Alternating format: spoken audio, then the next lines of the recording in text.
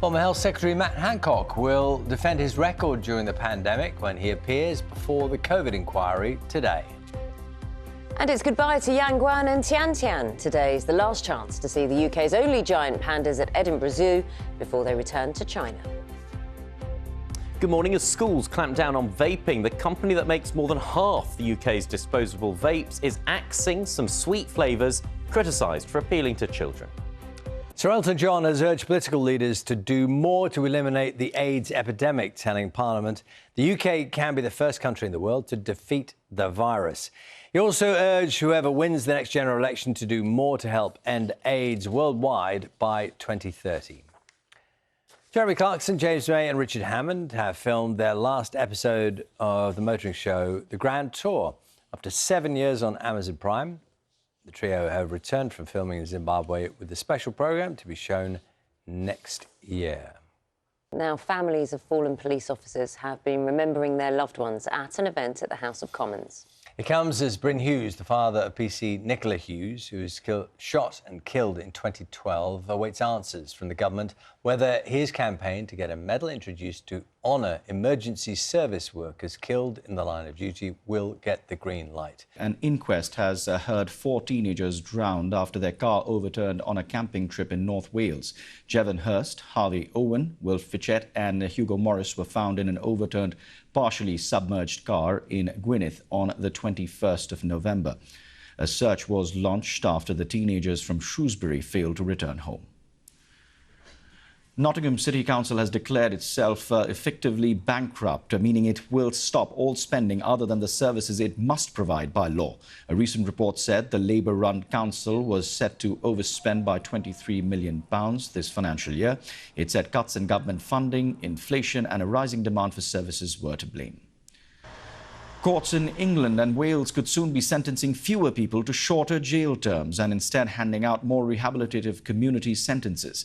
New proposals from the Sentencing Council say judges and magistrates should be focusing more on actually reforming the offenders.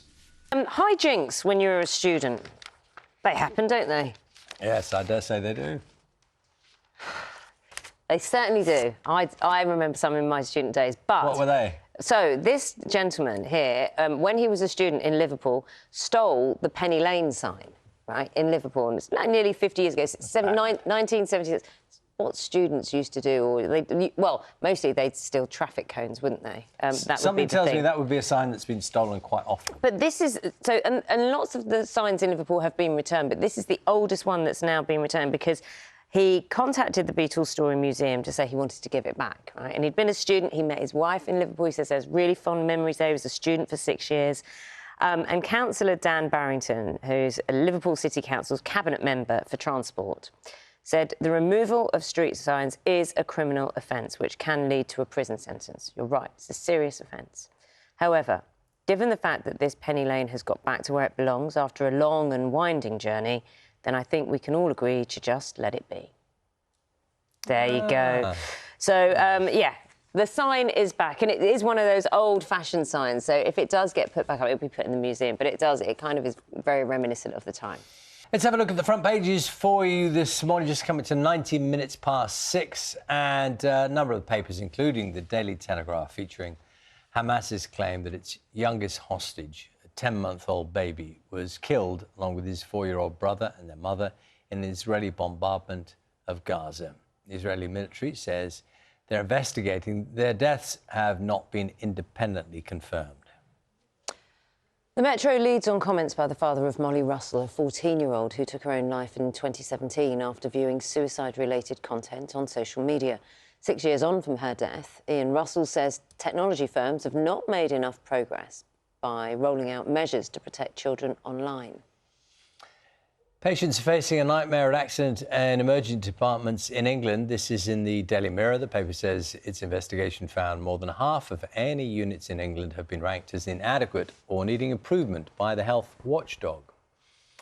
And look at the Mail, picture of Julia Roberts looking a little chilly at a film screening in central London last night.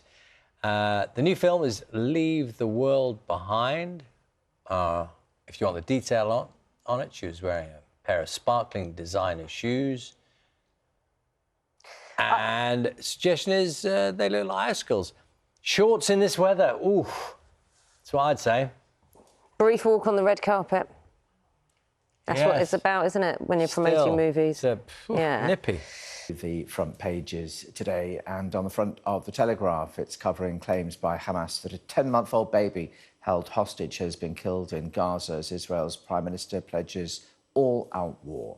Daily Express headline on that story, smile of an innocent lost in a war with no end. The Mirror's front page reports that A&E units are in crisis, with more than half labelled inadequate or needing improvement.